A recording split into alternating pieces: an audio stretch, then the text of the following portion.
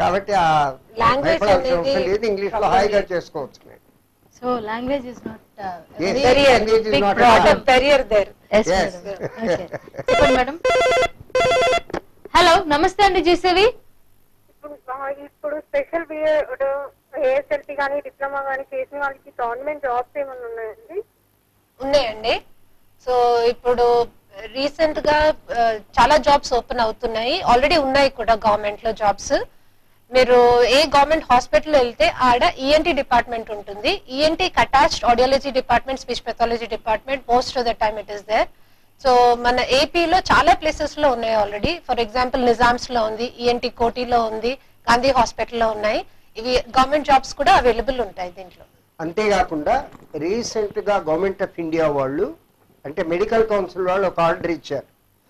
Teaching hospital ఏది ఉన్నప్పటికీ, teaching college ఏదైతే ఉంటుందో అంటే ఎంబీబీఎస్ చేసే వాళ్ళకు కంపల్సరీగా ఆడియాలజీ అండ్ స్పీచ్ లో ట్రైనింగ్ కావాలి.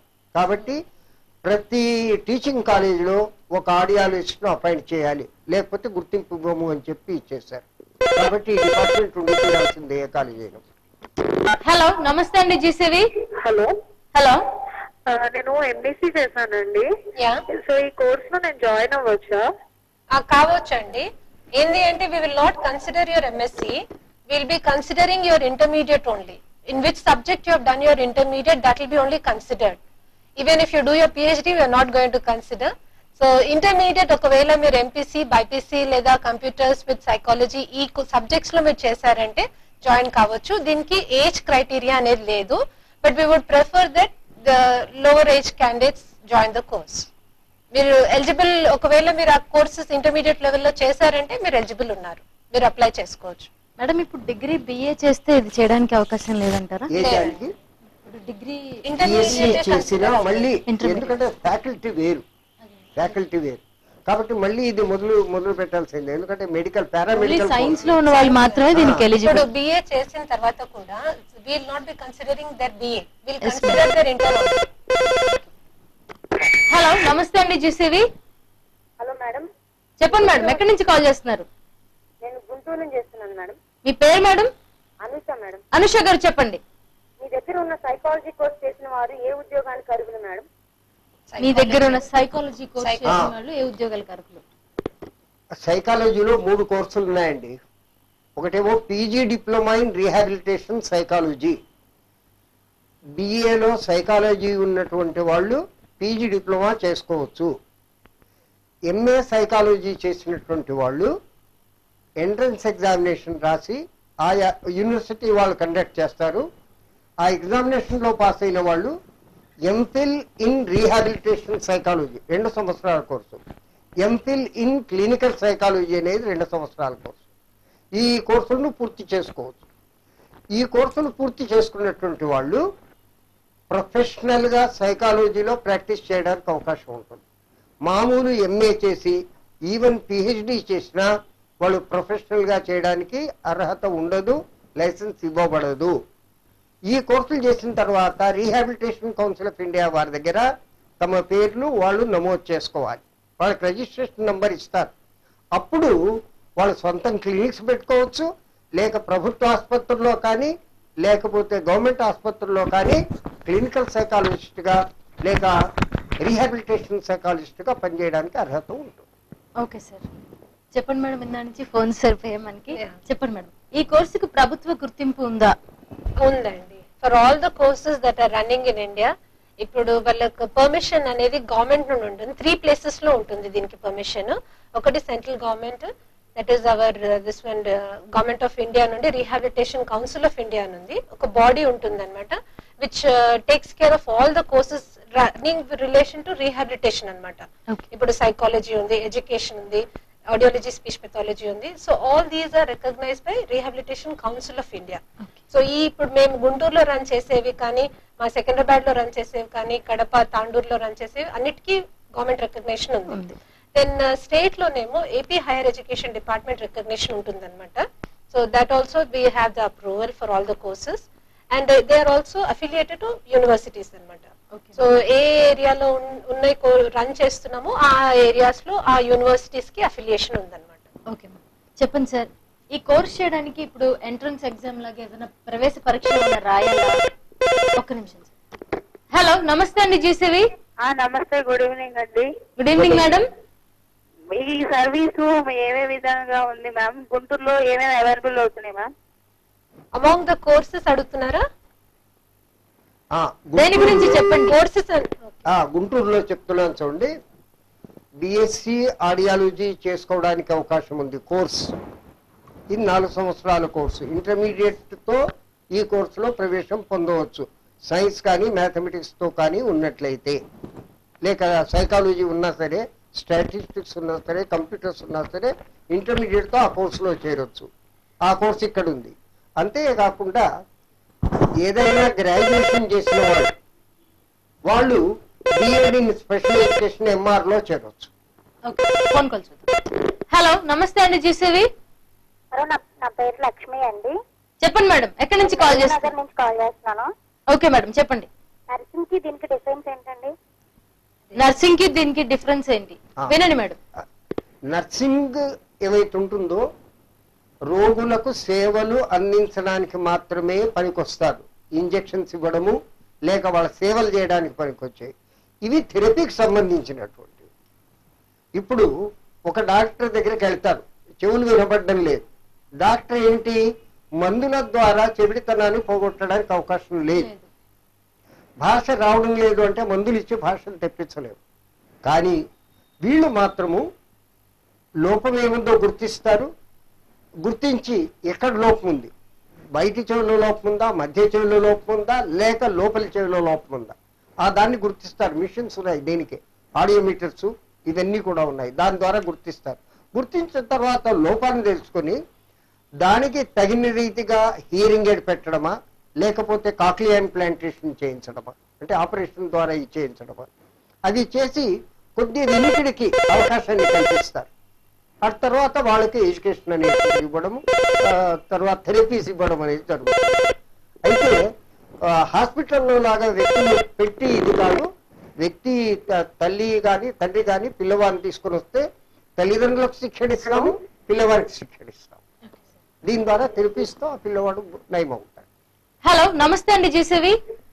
కల్పన మాట్లాడుతున్నానండి. చెప్పండి మేడం. ఈ కోర్స్ చేసిన వాళ్ళు ఫారెన్ లో జాబ్స్ ఏమైనా ఉన్నాయా? డెఫినెట్ గా ఉన్నాయండి.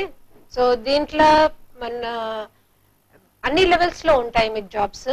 ఇప్పుడు డిప్లొమా చేసిన వాళ్ళకు కూడా ఉన్నాయి, బిఎస్సి చేసిన వాళ్ళకి చాలా జాబ్స్ ఉన్నాయి, ఎంఎస్సి చేసిన వాళ్ళకు కూడా ఉంటాయి. సో బిఎస్సి చేసిన వాళ్ళేమో క్లినికల్ టైప్ ఆఫ్ జాబ్స్ లో వర్క్ చేయొచ్చు. ఎంఎస్సి చేసిన వాళ్ళు రీసెర్చ్ రిలేటెడ్ జాబ్స్ అయినా లేకుంటే టీచింగ్ రిలేటెడ్ జాబ్స్ లో అలా వర్క్ చేయొచ్చు. అబ్రాడ్ లో వీళ్ళు వెళ్ళిన తర్వాత అక్కడ వాళ్ళకు ఒక చిన్న ఎగ్జామ్ ఉంటుంది. ఆ ఎగ్జామ్ క్వాలిఫై అయిన తర్వాత they are eligible to work there or they can continue more courses there. BSc ఇక్కడ చేసి ఎంఎస్సి అక్కడ చేయడానికి కూడా అవకాశం ఉంటుంది. ఇప్పుడు మొన్ననే మా లాస్ట్ బ్యాచ్ లో ఇద్దరు students they have done from university of London. So they have got the just they have passed out and come back also.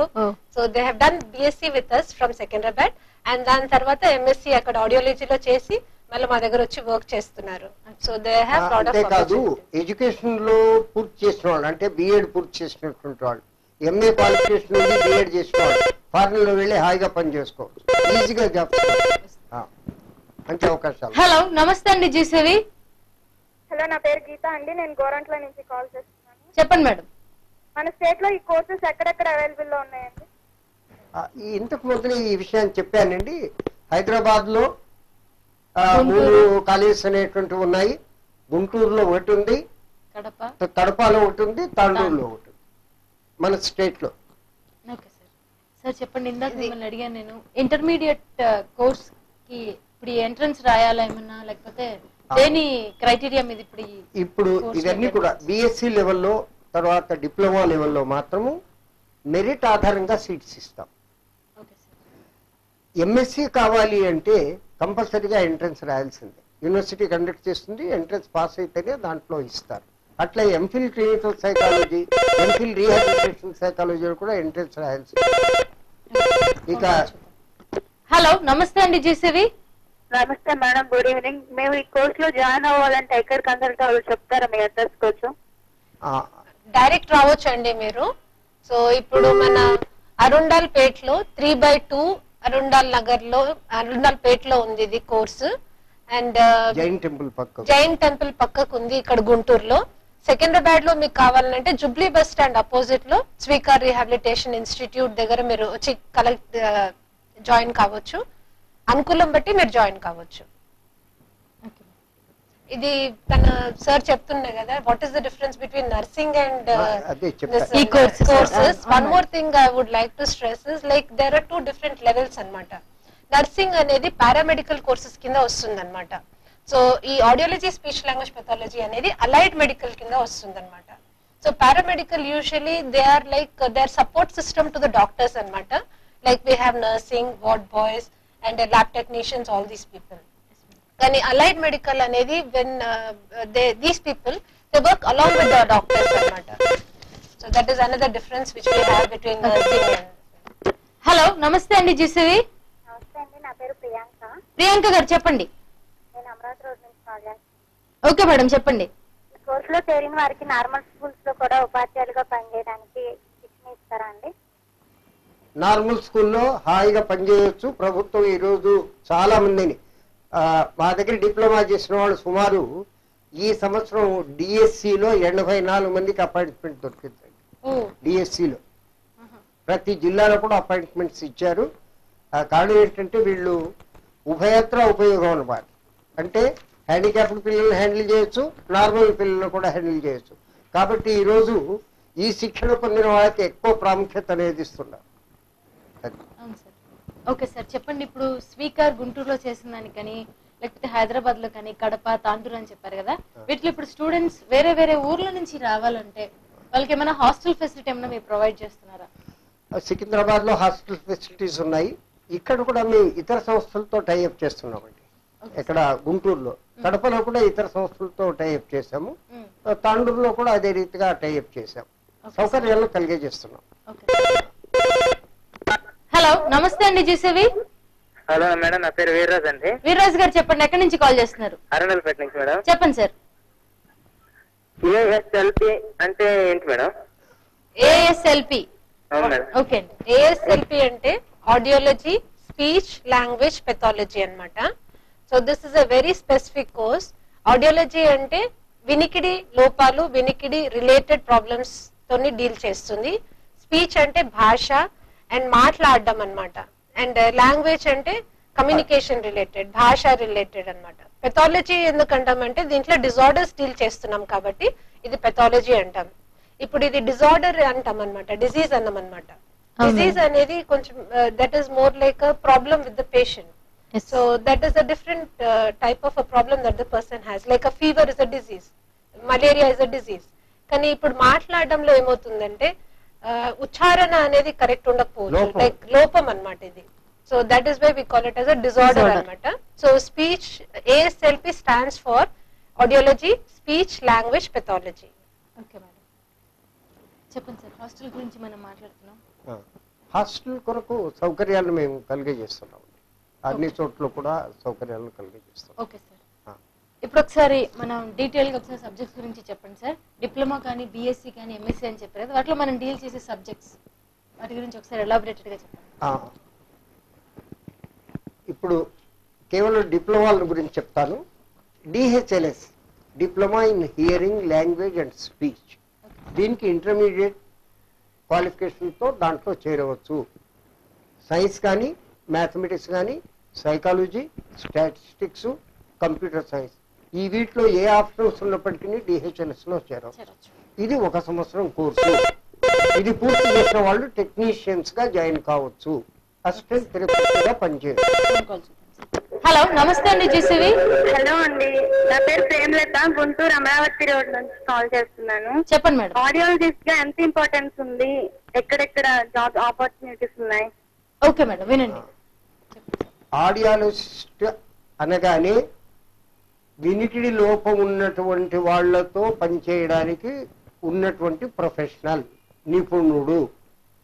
అంతేకాకుండా స్పీచ్ లాంగ్వేజ్ పెథాలజిస్ట్ అనగా భాష కానీ, భాషణంలో మాట్లాడడం కానీ లోపం ఉన్నటువంటి వాటిని సరిచేయడానికి పనిచేసేటువంటి నిపుణుడు. అయితే ఈ రెండు కూడా ఒకే వ్యక్తి అభ్యసిస్తాడు, అభ్యసించి అతడు పనిచేస్తాడు. అతడు సొంతగా క్లినిక్ పెట్టుకోవచ్చు, సొంత ప్రాక్టీస్ పెట్టుకోవచ్చు. వారికి భారత ప్రభుత్వం లైసెన్స్ ఇస్తుంది. అంటే రీహాబిలిటేషన్ కౌన్సిల్ ఆఫ్ ఇండియాలో వీళ్ళు రిజిస్ట్రేషన్ చేసుకుంటారు. ఎంబీబీఎస్ చేసినటువంటి డాక్టర్ ఏమో మెడికల్ కౌన్సిల్లో చేసుకుంటారు. ఈ కోర్సులు చేసిన వాళ్ళేమో రీహాబిలిటేషన్ కౌన్సిల్లో నంబర్ ఇస్తారు, రిజిస్ట్రేషన్ అవుతుంది, వాళ్ళు పెట్టుకోవచ్చు. లేక ప్రభుత్వంతో పనిచేయచ్చు, లేక డాక్టర్స్ వెంబడి పనిచేయచ్చు, లేక ఇతర దేశాలకు వెళ్ళి పనిచేసుకోవచ్చు. ఇదే కాకుండా హలో, నమస్తే అండి జీసీవి. హలో, చెప్పండి మేడం, ఎక్కడి నుంచి కాల్ చేస్తున్నారు? నేను పటాపురం నుంచి అండి. చెప్పండి మేడం. మా అబ్బాయి ఎంఈసీ చేశాడండి. వినిపిస్తుంది, చెప్పండి మేడం. ఎంఈసీ చేశాడు. మా అబ్బాయి ఎంఈసీ చేశాడు. ఓకే అండి. బిఎస్సీ చేయొచ్చా అని అడుగుదామని. ఎంఎస్సి అంటే తన మళ్ళా బయాలజీ అని ఏమైనా చేశారా అండి? ఓన్లీ ఎంఎస్సీ మొన్న ఎగ్జామ్స్ అయిపోయాయి కదా, ఇంటర్ అయిపోయింది, ఇప్పుడు మళ్ళీ డిగ్రీ చేయాలి. అంటే ఎంఎస్సి ఎంబడి ఇంకేమైనా చేశాడా? బయాలజీ అట్లా ఏమైనా కాంబినేషన్ ఉందా? ఉండదు, ఉండదు. లేకుంటే మ్యాథమెటిక్స్, అండ్ సివిక్స్ ఇది ఆర్ట్స్ సబ్జెక్ట్ అండి. ఆర్ట్స్ సబ్జెక్ట్ ఉన్నటువంటి వాళ్ళు ఈ కోర్స్ చేయడానికి అవకాశం ఉండదు. సైన్స్ కాంబినేషన్ ఉండాలి. మరి వీళ్ళు డిప్లొమా కోర్సుకు వెళ్ళవచ్చు, డిప్లొమా ఇన్ స్పెషల్ ఎడ్యుకేషన్ కు వెళ్ళవచ్చు. అంటే మీ దగ్గర ఏమి కోర్స్? హైదరాబాద్ లో ఉండి హైదరాబాద్ లో చేరొచ్చు. 2 సంవత్సరాల కోర్సు. ఫీజు కూడా చాలా తక్కువ ఉంటుంది, నామమాత్రం ఉంటుంది, 10,000 ప్రతి సంవత్సరం అంతే.